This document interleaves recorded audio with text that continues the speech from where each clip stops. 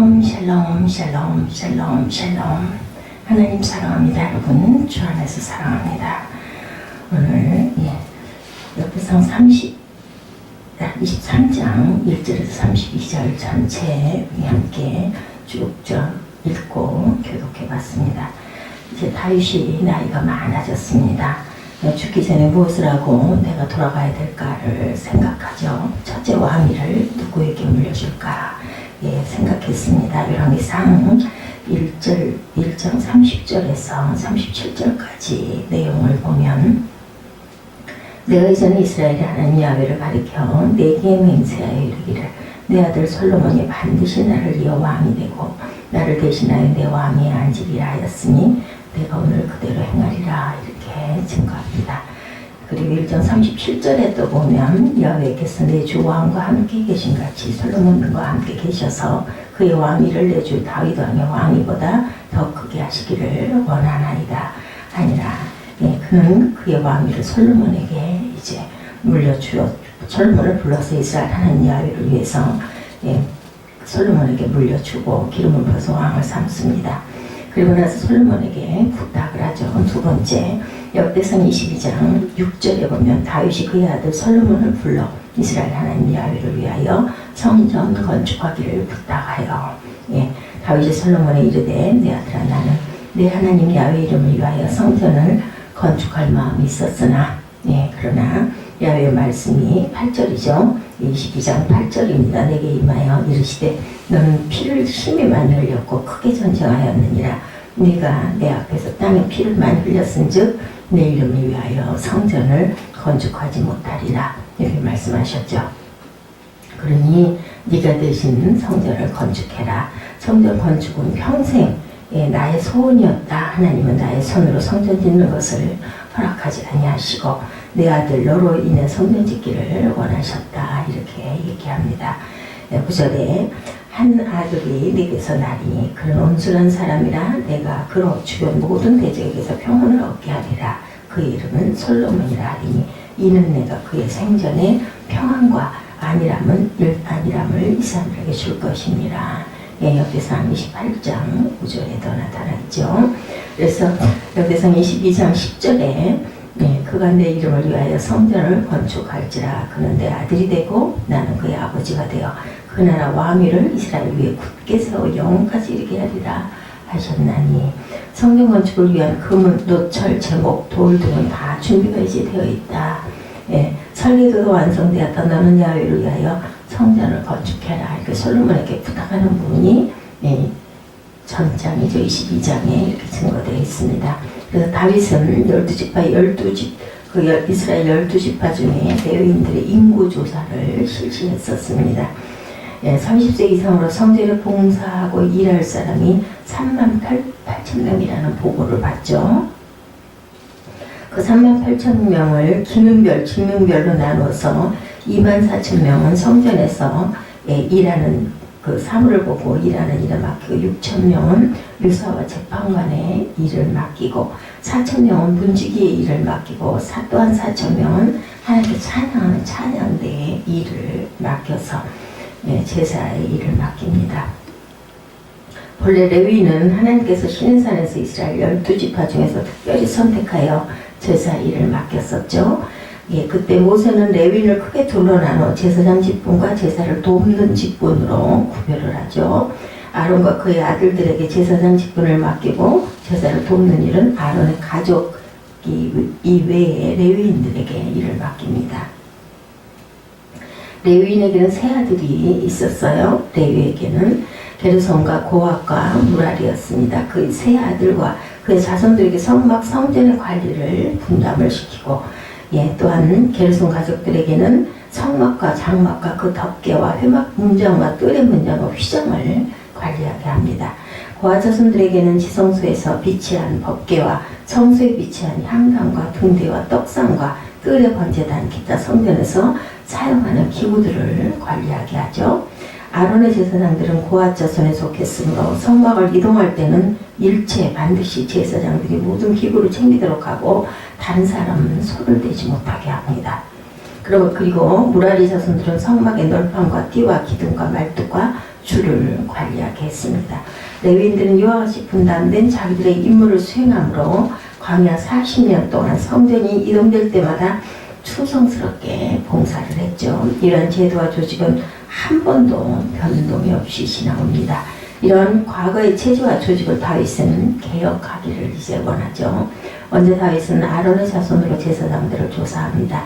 아론의 아들은 나답과 아비후답과 엘르아살과 이다말이었는데, 나답과 아비후는 다른 불로 제사를 드리다가 죽고, 엘르아살과 이다말의 아들들은 제사장의 직분을 감당하고 있었죠. 많은 제사장들 가운데 엘르아살 자손 중에 16명, 이다말 자손 중에 8명을 뽑아서 또한 그 24제사장들로 하여금 제비를 뽑아 성전에서 봉사할 순서를 또한 결정을 합니다. 그 다음에 다윗은 레위 사람들 중에 음악가 가정 3가정을 선택을 하죠. 아삭과 헤만과 여두둔, 그리고 이 가족들 중에 악기와 찬양대원 288명을 선임하여서 한 조에 12명씩 24조를 편성합니다. 조를 편성할 때는 큰 자나 작은 자나 스승이나 제자를 따지지 않고 제비를 뽑아서 직임을 맡겼습니다. 셋째로 다윗은 문지기의 반차를 정합니다. 고라 자손 중에 7명, 오베데돔 자손 중에 8명, 무라리 자손 중에 4명을 반장으로 뽑고 그 아래 각각 제비를 뽑아 성청, 동문, 서문, 남문, 북문, 곡간, 낭실, 서편길에 일정한 인원을 배치합니다. 그리고 아히야이가 성전 곡간을 맡기고 이스라엘 자손 중 그나냐와 그 아들들에게는 유사한 재판장의 직임을 맡겼어요. 다윗의 이러한 처사는 과감한 종교 개혁이었습니다. 말하자면 루터의 종교 개혁보다 어쩌면 더 과감한 종교 개혁이었죠. 종교 개혁은 당연히 개혁해야 할 필요에 의해서 개혁이 되어집니다.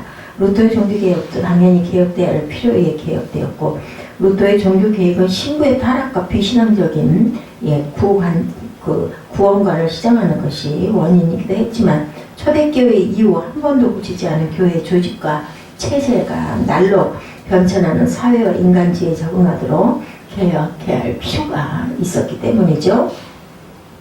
다시 말하면 신앙은 수도원이나 성당 안에 가둬둘 것이 아니라 더럽고 추한 인간들의 거리로, 인간들을 거리로 끌어내야 한다는 것이 종교개혁의 핵심이었습니다. 다윗이 시작한 종교개혁은 벌써 단행되었어야 할 문제였죠.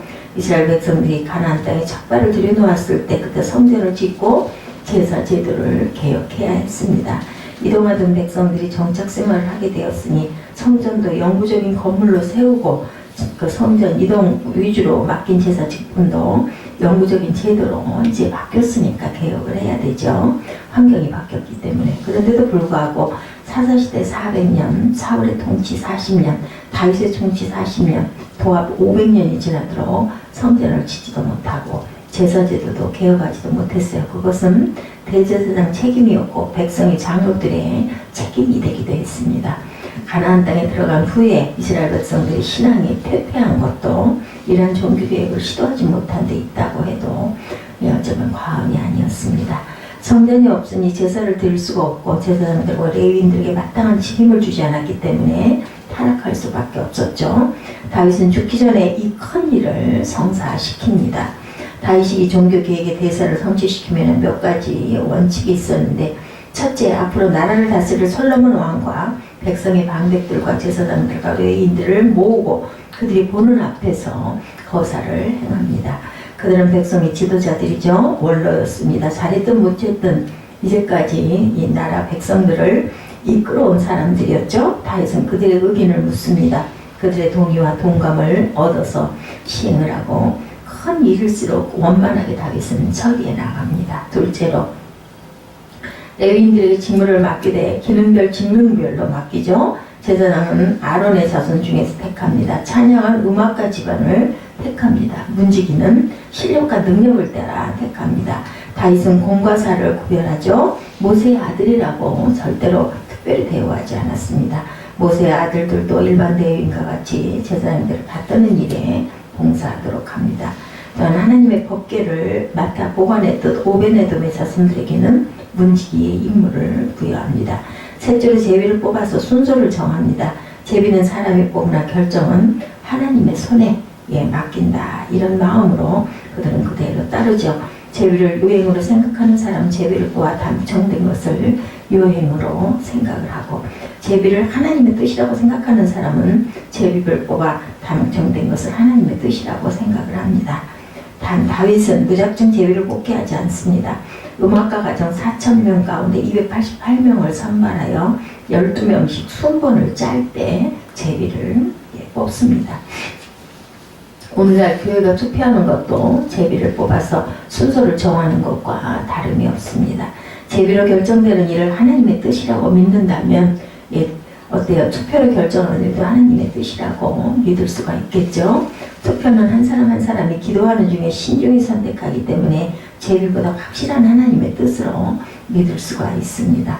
넷째로 다윗은 레위인의 봉사 연령을 30세에서 20세로 낮춥니다. 오늘 우리는 다윗이 개혁한 제도와 조직보다 더 개혁된 제도 아래 봉사하고 있습니다. 오늘날 목사와 장로는 목사와 장로 집안에서 절대로 뽑지 않죠. 소명을 받은 사람, 믿음이 있고 목사와 장로로 부름받은 자는 목사도 될 수 있고 장로도 될 수가 있죠. 성가대원과 교사를 성가대원 가족이나 교사 집안에서 뽑는 게 아니고, 누구든지 믿고 있고 목사와 장로를 받은 자, 또한 누구든지 소질이 있고 사명감이 있으면 성가대원 교사로 봉사할 수가 있습니다. 미국이나 한국에 세워지는 교회가 자동차를 타고 다니는 시대가 되었기 때문에 예배당에는 주차장을 먼저 생각하면서 지어야 되죠. 컴퓨터가 나온 후로는 교회 문서와 회계를 전선하지 않으면 안 되기 때문에 한국에서 교회를 잘 받듣던 사람이 이민교회에 와서 봉사하려면 여러 가지를 배우고 고쳐야 합니다. 목사도 그렇고 장로도 그렇고 권사도 그렇고 영원하는 청소년들에게는 그들에게 맞는 그 신앙 지도를 맡겨야 됩니다. 대학부 전도대회가 열립니다. 일반 교인들을 위한 부묘와는 아주 다르죠. 예배에 참석한 학생 전부가 예배의 주인이 됩니다. 입으로 찬양하는 것이 아니라 몸으로 찬양합니다. 뛰고 율동하고 이렇게 아주 그 생동감 있게 찬양도 하죠. 워십도 합니다. 대학부 전도대회는 40대가 넘은 기성 목사님들의 메시지를 전했으나 이제는 20대 전도사가 전합니다. 단순히 영어로 한다는 정도가 아니고 젊은이들이 느끼고 젊은이들이 당면하고 있는 문제로 젊은이들의 가슴에 닿도록 합니다.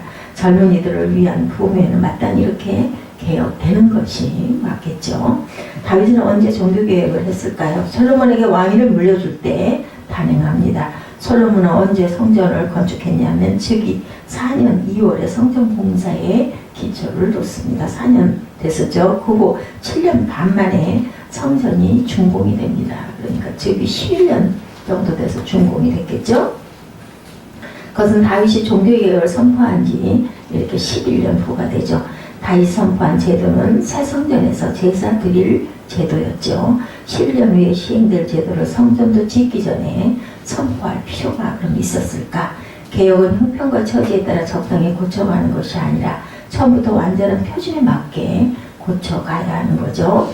내가 생각하기로 다윗이 조직한 제사장, 찬양대 문지기들은 솔로몬 성전이 세워지기 전에도 자기 임무를 당연히 이행하고 있었을 것입니다. 바로 이 사람들이 힘과 정성을 모아 성전을 건축을 했겠죠. 큰 믿음을 가지고 큰 교회를 세워 많은 영혼을 구원하는 교회, 이렇게 그 교회는 성장해야 되겠죠. 큰 믿음으로 큰 성전을 짓고 하나님의 나라 일을 크게 감당하는 하나님의 귀한 자녀들이 되시기를 주님의 이름으로 축복합니다.